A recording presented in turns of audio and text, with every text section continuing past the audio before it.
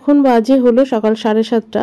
তো সকালের টিফিনে করেছিলাম ফেনা ভাত আর এখানে একটু চা করেছি। তো সবাইকে ডাকলাম, মানে সবাই বলতে তোমাদের দাদা ভাই আর শাশুড়ি মাকে। তো কেউ উঠলো না, আমি একটু চা করে খাচ্ছি, এদিকে মশারি টানানো রয়েছে, মেয়ে ঘুমোচ্ছে। তো ওকে আর ডাকিনি, কারণ পরেই তো দুদিন পরই আবার পড়াশোনা শুরু হয়ে যাবে, তো সেই কারণে আর ওকে ডাকিনি।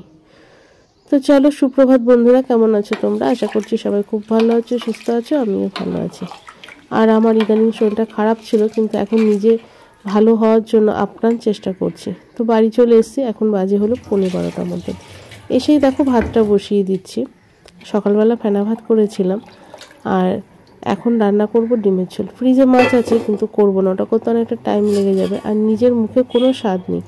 আর সব জায়গায় একটু জ্বর একটা ভাব লাগছে। চাদর বিছানাপত্র সমস্ত তো ধোয়া দরকার, কিন্তু নিজের ভয় পাচ্ছি যে আবার যদি জল ঘাটি, যদি শরীর খারাপ হয়ে যায়। আর এখানে দেখো আমার ভাতটা ফুটে গেছে কিন্তু। আর আমি রান্না করব হলো লাউ শাক আর তোমার হলো ডিমের ঝোল। লাউ শাকটা আগের দিন বাপের বাড়ির থেকে নিয়ে এসে মা দিয়ে গেছিলো, আর একটু শাশুড়ি মা রাতে তোমার কেটে রেখেছিল, তো বেশ বিশাল বড় উপকার হয়েছে আমার আর কি। আর এখানে দেখো তেলের উপরে সাদা জিরে ফোড়ন দিয়েছি, আর এখানে আলু দিচ্ছি।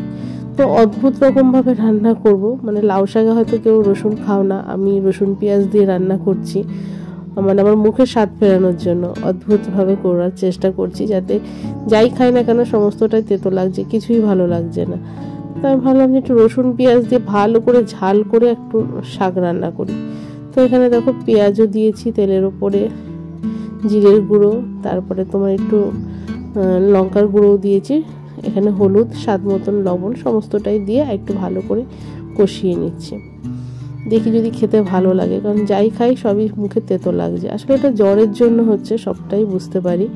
তো যাই হোক, নিজে যাতে আপ্রাণভাবে সুস্থ থাকি সেই চেষ্টাই করে যাচ্ছি। নিজে সুস্থ না থাকলে কিন্তু কোনো কিছুই ভালো লাগে না। তো সেই জন্য সমস্ত কিছু যাতে ঠিকঠাক হয়, আর টাইম মতন কোনো কিছুই করতে পারছি না, মনে হচ্ছে যেন সারাদিন শুয়েই থাকি। তো এখানে লাউ শাকগুলো ধুয়ে রেখেছিলাম, তো এখন ওই যা ভাজলাম আলু মশলা টশলা দিয়ে কষানোর পর এই শাকটাকে দিয়ে দিয়েছি। তারপরে ভাবলাম তেলের উপরে একটু রসুন দেবো, আর শুকনো লঙ্কাটা না চিড়ে দিয়েছি, আর একটু ঢাকা দিয়ে দেবো। একদম কচি শাক, দেখো একদম মজে গেছে। কিন্তু রসুন দিয়েছি, পেঁয়াজ দিয়েছি, অনেকে হয়তো ভাববে যে লাউ শাকে আবার রসুন পেঁয়াজ কেউ দেয় নাকি, কিন্তু বিশ্বাস করো বন্ধুরা, সত্যি ভালো লেগেছিল খেতে। তোমাদের দাদাভাইও বললো ভালো লাগছে যে রসুন দিয়ে লাউ শাক, তো আমি কিন্তু ভীষণ ভালো খেয়েছি। আর এখানে দেখো নামিয়ে নিয়েছি, আর এই যে এইটুকু রসুন একটু কড়াইতে তেলের উপরে একটু লাল করে ভেজে নিচ্ছি। তো একটু অন্যরকমভাবে করার চেষ্টা আর কি। প্রথমে ভেবেছিলাম হয়তো কেউ খাবে না, কারণ রসুনের গন্ধ লাগবে, তো রসুনটাকে না একটু লাল লাল করে ভেজে নিয়েছিলাম, তো তার জন্য কিন্তু খুব একটা গন্ধ লাগেনি, কিন্তু ভালো হয়েছিল খেতে। এবার দেখো সেই নামানো লাউ শাকটাকে আবার কড়াইতে দিয়ে একটু ভালো করে নাড়িয়ে জলটা টানিয়ে নিলাম, নিয়ে এবার নামিয়ে রাখবো। তো প্রথম ভয় পাচ্ছিলাম যে খেতে আবার কেমন হবে, তো পরে যখন লাস্টে খেলো সবাই, শাশুড়ি মা আর আমার হাজব্যান্ড, তো বললো ভালো হয়েছে। মেয়ে তো শাক পাতা একদমই খায় না। আর এখন করবো হলো ডিমের ঝোল। একটু টমেটো দিয়েছি, জিরে ফোড়ন দিয়েছি, যা যা মশলা লাগে আর কি, আর ডিমটাকে একটু ভালো করে ভেজে নিয়েছি। আর এই যে টমেটোটা আমি খাবো, সেটাই কাঁচা খাবো আর কি, তা সেটাই তোমাদের একটু দেখালাম।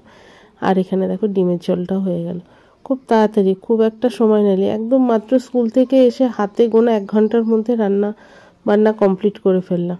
আর এই যেখানে সবাইকে খেতে দেওয়ার পর আমিও খাবারটা নিয়ে বসে পড়েছি। তো শাকটা কিন্তু সত্যিই খুব ভালো হয়েছে।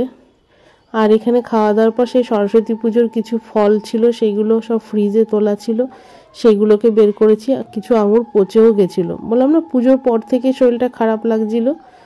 আর এখানে দেখো একটু জলে ভিজিয়ে নিলাম, আঙুরের গায়ে খুব ময়লা ছিল, তো সেই কারণে। আর দই খইটা মাখাবো বলে 2বার দই এনে খাওয়া হয়ে গেল, আর মাখানো হয়নি, কলাগুলো কালো হয়ে যাচ্ছিল। তো আজকে ভাবলাম তোমাদের দাদাভাইকে বলেছিলাম যে দুপুরবেলা আসার সময় একটু দই নিয়ে এসো, তো সেই দই দিয়ে খই মাখা করব, তো বিকালের দিকটা করব। তো এখন এই ফলগুলোকে দিয়ে দিই, খেয়ে নেবে, তা নাহলে ফ্রিজে থাকলে তো নষ্ট হয়ে যাবে। শাক আলুগুলো একদম কালো হয়ে গেছে, কুলগুলোও নষ্ট হয়ে গেছে, আঙুরগুলো একটু ভালো আছে, সেগুলোই বেছে দিয়ে দিচ্ছি। আর এখন চলে এসেছি বিকেলবেলা, তো ওয়েদারটা কিন্তু খুব বাজে, ঝিরিঝিরি করে বৃষ্টি আজও পড়ছে। আর আমি না খই চিড়ে এগুলো না একটু জলে ধুয়ে নিই, কারণ অনেক সময় বালি কিচকিচ করে। সেই কারণে যে মাখবো যেহেতু দই খইটা, তো একটু জল দিয়ে ভালো করে খইটাকে একটু ধুয়ে নিচ্ছি।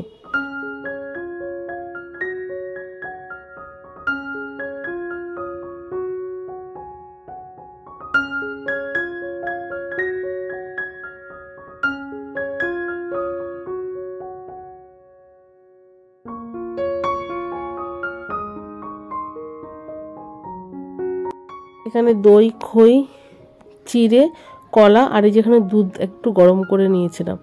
দুধটা অনেকটা দুধ ছিল, ভালো করে জাল দিয়ে গাঢ় করে নিয়েছি। আর এখানে দেখো কলাগুলোকে এবার দিয়ে দেবো।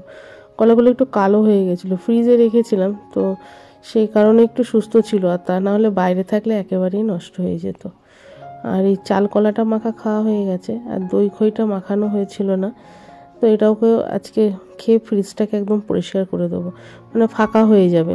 খই মানে এদিকে দুধ জমে রয়েছে, কলা, তারপরে এদিকে তোমার হলো খইগুলোও বাইরে রয়েছে, সেই জন্য সমস্ত কিছু খেয়ে একদম পরিষ্কার হয়ে যাবে। আর মাখার পর দই খই মেখে সবাইকে দেবো। এদিকে যা ভালোবাসে খেতে, শাশুড়ি মা খুব ভালোবাসে খেতে, তো এই দইটা দিয়ে ভালো করে মাখিয়ে নিচ্ছি।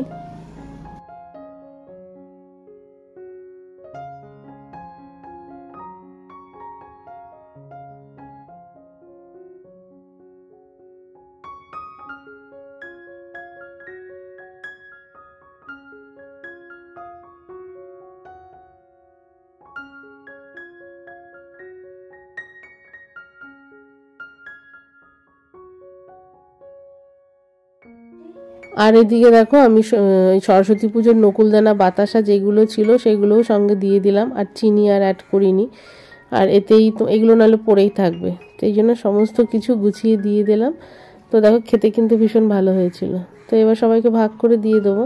তো চলো বন্ধুরা, আজকের মতন ভিডিওটা এখানেই শেষ করছি। ভালো লাগলে অবশ্যই লাইক, কমেন্ট, শেয়ার করো, আর খুব ভালো লাগলে আমার চ্যানেলটাকে সাবস্ক্রাইব করে আমার পাশে থেকো। তো দেখা হচ্ছে আগামীকাল ঠিক দুপুর 2টায়।